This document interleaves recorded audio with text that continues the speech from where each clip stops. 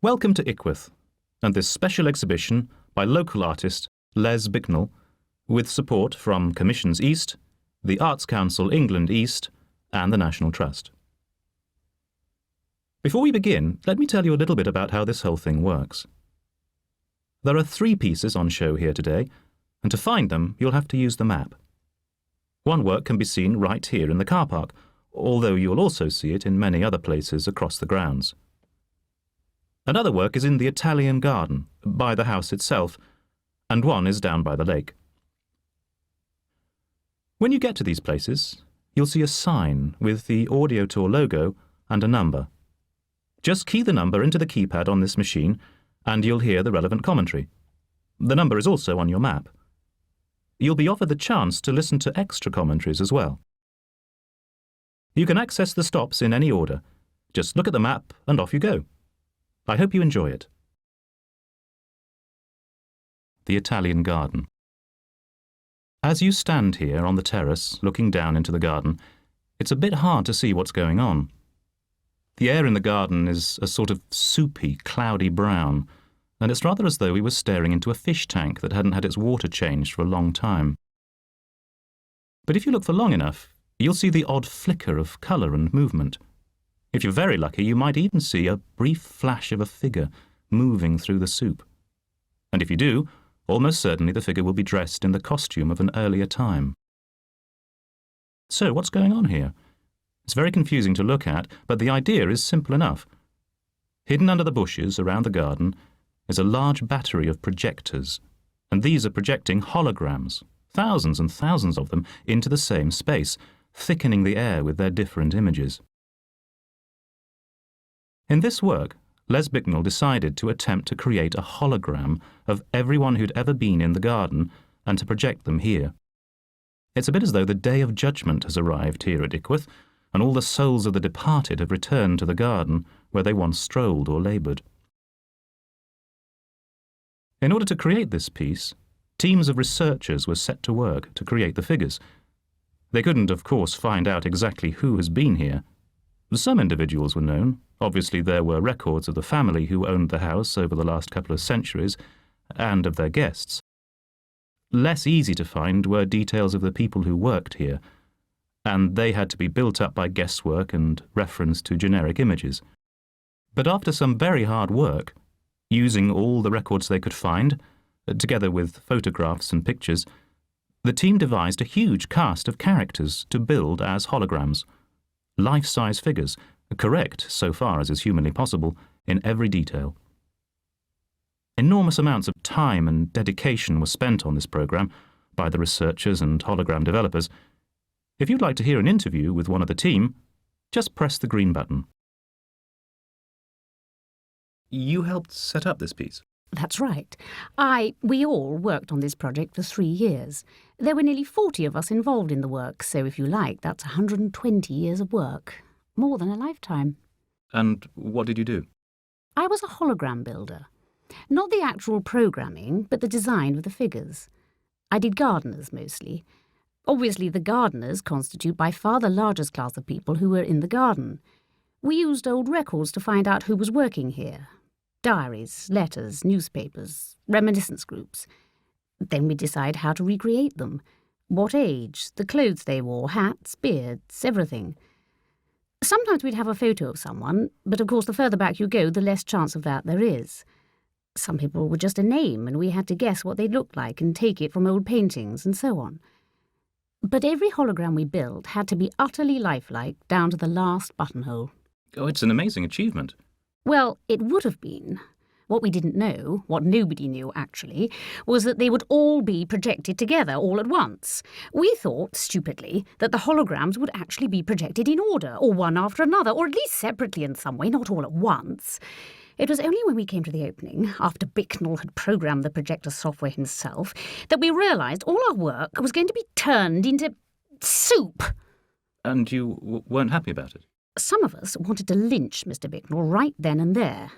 Unfortunately, wiser counsels prevailed. The lake. As you stand on the little bridge at the end of the lake, you can see the sluice gate below it that controls the flow of water. Beside this is a small grey box, a control box. For most of the time, this is just about the only visible evidence of this piece of work. Into this control box, down a computer link, goes information from the main international auction houses, calculations based on the sale of art into or out of this country. It's a simple concept. If the value of art going out of the country is greater, the sluice opens and the water sinks. If the value of art coming in is greater, the sluice closes and the water rises. In order to control the flow of water in this way, there has to be a steady feed into the lake. If you walk a mile upstream, you'll see the dam that has been built in the next valley, creating a large head of water that enables a constant supply to be maintained. And there's something else to see as well. At the bottom of the lake is a work of art, a sculpture, we believe, made and placed there by Bicknell under conditions of secrecy. If the balance of trade and the level of the water falls far enough, this work will be exposed. A week after the opening of this piece of work, a Constable painting was sold at Sotheby's for £2.5 million and went out of the country. The resulting imbalance was enough to empty the lake almost to the bottom. Teams of schoolchildren, who'd been standing by for just this eventuality, were employed to move the frog and newt populations left high and dry by the falling water level. As the water reached its lowest point, the tip of something began to show in the dwindling pool of water in the bottom of the lake bed, something that apparently gleamed golden. But then, unfortunately, a buyer in the UK successfully bid for a Rothko in Milan, and the water level began to rise again. The car park. Here in the car park, and at many other places in the grounds, you will see what looks like a flat silver strip, about half a metre wide, running along close to the ground. Press the pause button on your guide for a moment, take your headphones off, and go and stand directly over the strip. Then press the pause button again to continue. Did you hear that?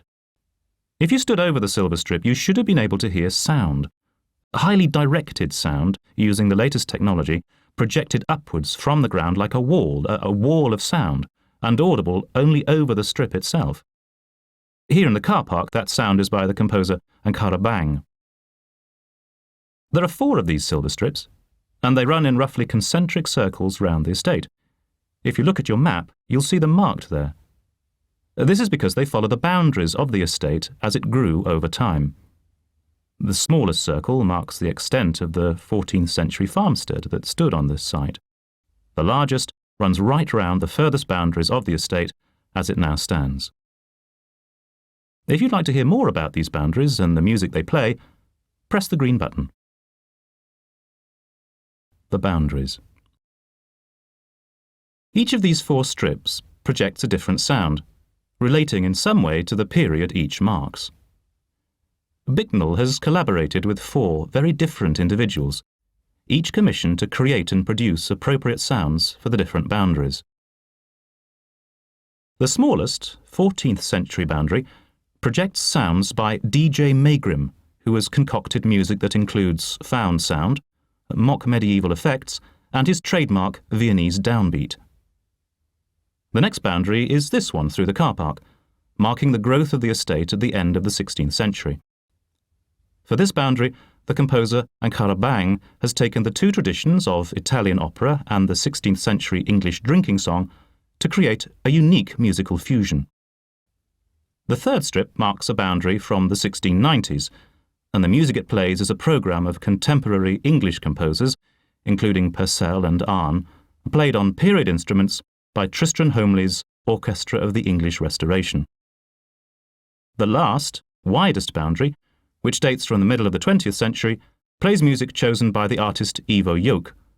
This music is pure pastiche, made up of soundtracks from costume drama featuring stately homes, including Brideshead Revisited and Pride and Prejudice and The Draughtsman's Contract.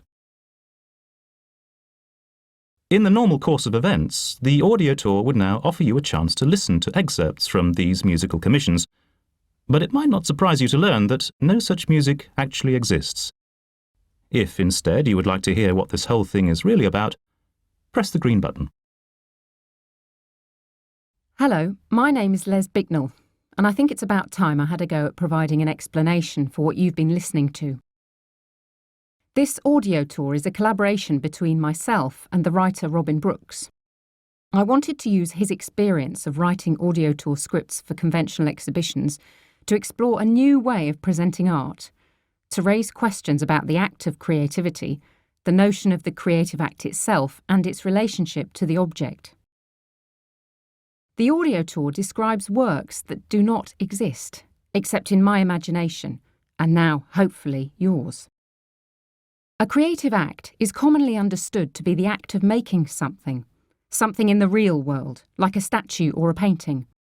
But I want to take things further back, to say that the creative act might simply be the act of thinking, of having an idea. I had the idea for these works, and described them to my scriptwriter, and he described them to you in his own way. But now these works, whether you like them or not, are in your head. So I suppose what I'm asking is, do they need to be made at all? You might say that this audio tour, this machine you're listening on, and the script you're listening to, is a thing that has been made. But I would suggest that it's just a means of communication to send the idea from my head straight into yours. One of the things I've found most interesting about this project as I've worked on it is to do with freedom and boundaries. Having decided these works would only exist in the imagination, I decided that I would give myself no limits when it came to their nature and scale. I would pretend that I had limitless funds, time, patience, resources to create anything my imagination could conceive. But as you might suspect, this freedom is a mixed blessing. The folk tale pretends that you can go bigger, fatter, do it in solid gold, have 1,000 of them or whatever, is not really helpful. The fact is, even in the imagination there are structures, whether they come from the history of art or knowledge of the laws of physics, and the imagination does not seem to be able to work without them. Finally, if a work of art happens in the head, does it need to happen in the head of an artist? Surely the act of thinking is open to anyone. I think. I hope you enjoyed our audio tour. Thank you for listening. Goodbye.